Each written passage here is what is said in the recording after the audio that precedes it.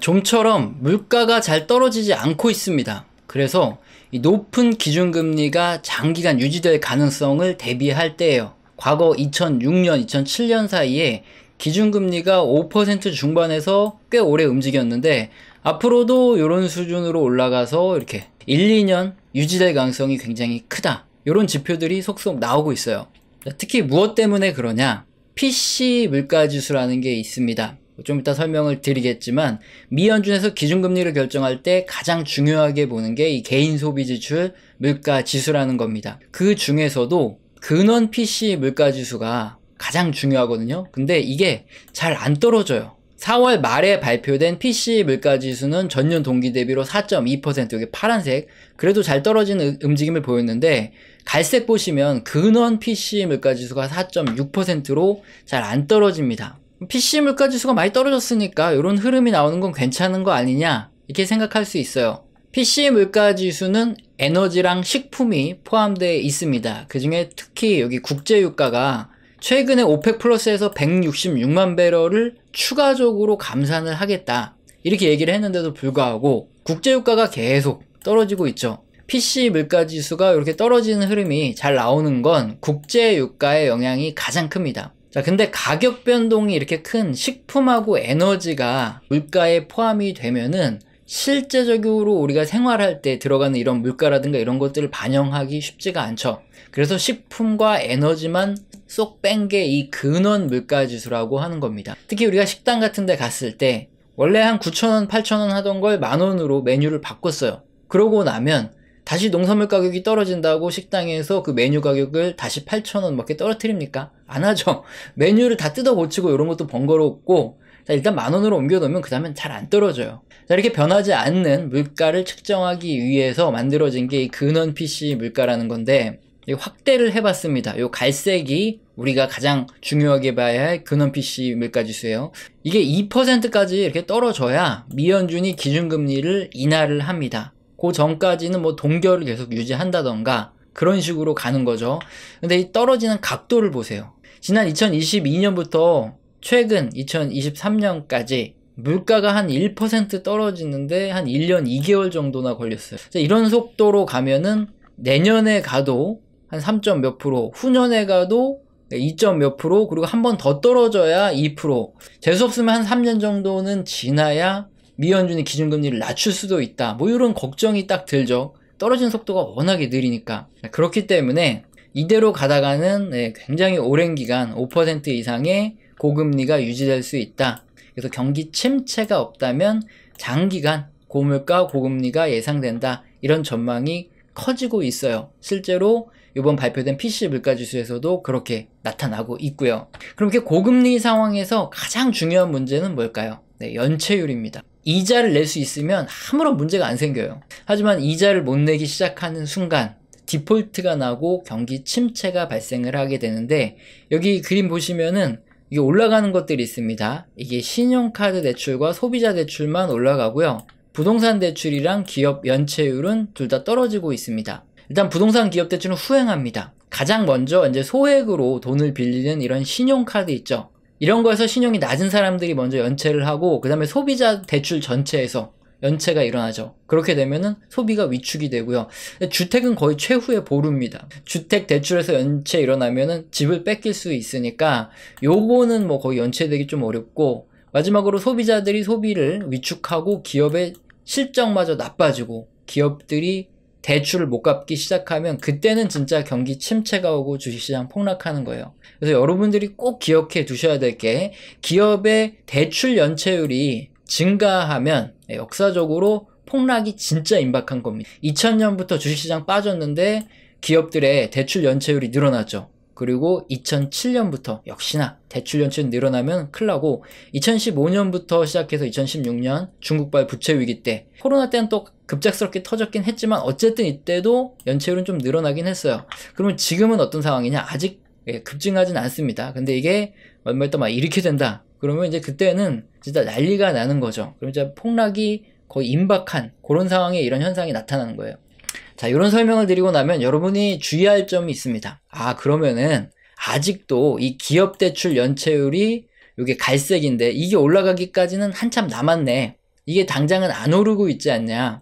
그러니까 뭐 아직은 주식 투자해도 괜찮지 않겠냐. 뭐 이런 질문이 있어요. 근데 이 경제지표가 정확한 그 시점까지 맞춰주면은 뭐하러 주식을 하겠습니까? 선물 옵션 투자하면은 뭐 수천 배는 더 벌 텐데, 그렇죠?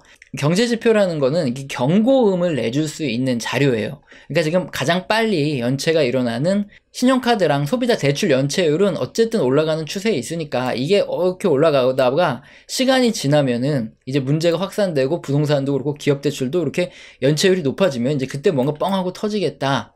이런 거를 경고를 해주는 것 뿐이지 정확한 시점을 맞출 수 없습니다. 그래서 뭐 아직은 여유 있네. 뭐 이런 질문들 있죠. 언제까지 주식을 더 해도 되냐. 이런 질문들은 몰라요.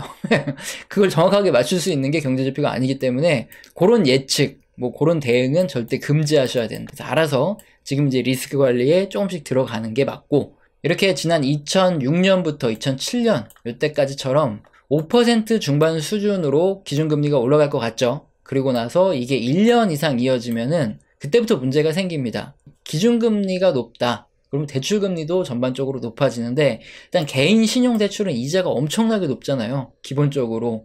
그러다 보니까 이걸 못 버티는 사람들이 생기고, 부동산 같은 경우도 마찬가지. 워낙에 큰 금액을 대출했기 때문에 이자 부담이 감당이 안 돼서 이제 부동산에서도 문제가 발생하고 한 1, 2년 지나면서 문제가 터져요. 그러면서 2008년에도 리먼 사태가 악화되고 침체까지 왔죠. 그래서 만약에 이게 5% 중반 수준에서 한 1, 2년 된다 그러면 진짜 커지겠죠. 그런 것들 우리가 알고 넘어가야 된다는 거죠. 그러면 이번에 발표된 PCE 물가지수 세부사항을 한번 보면 대체 물가가 언제쯤 떨어질까, 이런 것들을 예상할 수 있거든요. 물가가 빨리 떨어지면 떨어질수록 기준금리를 좀 인하하는 속도가 빨라지니까 이런 것들을 예상해 보는 게 아주 중요한데, 일단 PC 물가지수 크게 서비스 물가와 상품 물가로 나눌 수 있습니다. 상품 물가 보시면 이렇게 횡보하는 흐름이 나타나고 있어요. 그래도 어느 정도 이제 물가가 더 오르진 않고 이렇게 유지하는 모습이 나타나는데, 서비스 물가가 진짜 계속 오릅니다. 상품 물가 지수, 상품 가격은 계속 내려가는 추세에 있을까, 횡보할까 한번 보면, 일단 파란색 자동차 및 자동차 부품 가격이 최근에 좀 많이 하락하면서 상품 가격이 횡보하는데 많이 기여를 했어요. 그리고 가구 관련 제품은 역시 보합, 떨어지지는 않습니다, 많이. 그리고 레크레이션 관련 물가는 약한 상승세, 그 외 제품 가격도 거의 뭐 횡보. 그래서 자동차 가격 하락이 큰 기여를 했어요. 하지만 나머지 품목은 계속 이렇게 보합세를 유지하고 있기 때문에 이것들이 전부 다 이렇게 꺾여 내려가는 흐름이 나타난다 그러면 조만간 계속 잘 빠지겠네 싶을 텐데, 뭐 가격 하락세가 상품에서도 그렇게까지 빠르진 않을 가능성이 좀 높다 알 수 있고요. 그리고 또 다행히 식품 물가가 계속 올랐거든요, 쉬지 않고. 근데 뭔가 고점 찍은 것 같은 이런 느낌이 들죠. 네, 그래서 다행히 식품 물가는 고점 찍었을 가능성이 있는데, 에너지 물가, 뭐 요게 가장 큰 기여를 하고 있는데 요거는 계속 하락을 하고 있고요. 자, 그럼 가장 중요한 서비스 물가가 어느 정도 좀 떨어져 주냐, 요 부분을 살펴볼 수 있는데, 파란색의 주택 및 유틸리티 물가는 계속 오르고 있는데 그래도 상승률이 주춤해지고 있어요. 식품 서비스 물가는 계속 오릅니다. 운송 서비스 물가도 역시나 계속 올라가고, 기타 헬스케어 물가도 계속 올라가는 추세에 있습니다. 서비스 물가가 왜 이렇게 계속 오르냐? 주택 외에 대부분 서비스 물가는 인건비 영향이 아주 큽니다. 인건비가 올라가니까 서비스 가격이 올라갈 수밖에 없어요. 그림 보시면 이렇게 과거에는 기울기가 요 정도였는데 최근에 임금이 이렇게 올라가고 있어요. 임금 상승 속도가 45도를 넘었습니다. 임금 상승세가 이렇게 지속되고 있다 보니까 아무래도 인건비 영향으로 서비스 물가가 단기간에 떨어지긴 좀 어렵겠다 보여지시죠? 그럼 정리를 좀 해보면 PC 물가는 특히 서비스 물가가 높아서 잘 안 떨어지고 있어요. 물론 상품 가격에서도 자동차 가격 하락세만 좀 두드러지고 나머지가 계속 보합을 하고 있기 때문에 상품 물가도 그렇게 빨리 떨어질 거라고 보여지진 않아요. 그리고 인건비 영향으로 서비스 물가가 지속해서 이렇게 상승을 하고 있기 때문에 전체적으로 봤을 때 PC 물가 지수가 빠르게 하락하겠다, 이건 좀 어렵다는 걸 우리가 알 수 있고요. 지금 상황으로 봤을 때는 한 1, 2년간 계속 2%로 도달을 못할 것 같고, 그렇게 되면 앞으로 기준금리가 올라가서 한 5% 초중반쯤에서 계속 횡보하다가 기준금리가 인하된다 그러면 향후 고금리는 한 2, 3년 지속될 수도 있겠다. 재수없으면. 경기 침체 오면 뭐 바로 떨어질 수도 있겠지만 지금까지 발표된 지표들로만 봤을 때는 좀 장기간 기준금리가 높은 수준을 유지할 가능성이 크다. 이렇게 보여지고 있어요. 제가 제일 중요한 건 뭐냐면 이 데이터를 객관적으로 설명해 주는 게 가장 중요합니다. 제가 뭐 상승론자든 하락론자든 또는 제가 기존 채널에서 했던 의견과 전혀 상관이 없어야 돼요. 데이터는 발표된 대로 객관적으로 봤을 때 그때 여러분한테 사실을 전달해 드릴 수 있고 이걸 가지고 여러분이 올바른 판단을 내릴 수 있거든요. 근데 뭐 세부사항을 봤지만 네, 정말 객관적으로 봐도 우리가 물가를 빠르게 하락한다고 기대하기는 어렵고 그래서 빠른 물가 하락에 베팅하시는 분들 있죠. 이거는 굉장히 좀 조심해야 됩니다. 지금 돌아가는 상황을 봤을 때 그렇게 빨리 물가가 떨어질 것 같진 않아요. 자, 그렇다면은 주식시장은 어떻게 될까? 뭐 이런 것들을 한번 생각해 볼 수 있는데 이 그림이 1967년부터 1980년까지 물가가 굉장히 높았던 시기, 지금하고 어떻게 보면 좀 가장 유사한 시기에 주식시장이에요. 1974년까지 이때 경기 침체가 왔습니다. 그랬을 때는 1974년처럼 한 50% 반토막으로 떨어질 수도 있어요. 반면에 경기 침체가 없다. 그런 경우도 있죠. 확률적으로 그렇게 지나갈 수 있으면 침체 없이 뭐 이렇게 살짝 빠졌다가 횡보등락하는 이런 상태가 여기에도 그냥 나타났었겠죠. 침체가 없다면 이렇게 등락률을 좀 보이는 횡보 등락 장세가 과거처럼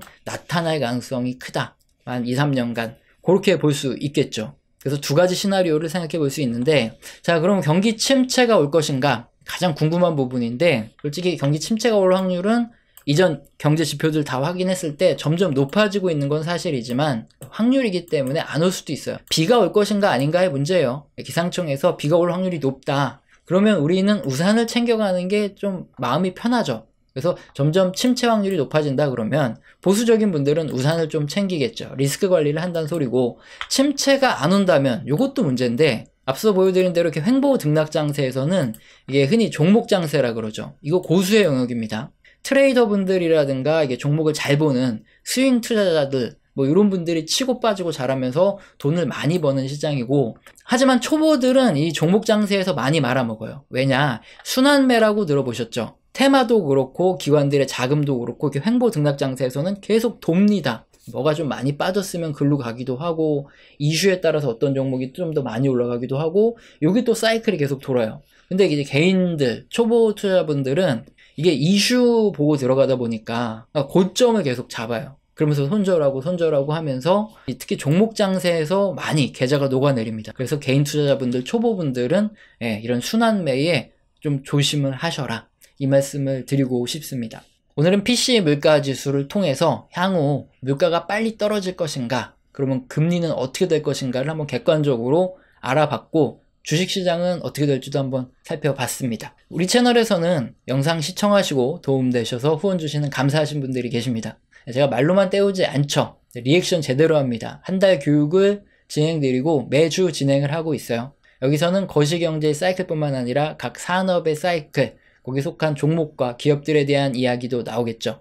영상 하단에 설명란 읽어보시고 해당되시면 꼭 메일 주시길 바랍니다. 오늘 영상도 마음에 드셨다면 구독과 좋아요는 꼭 눌러주시고 지속적인 시청 부탁 감사합니다.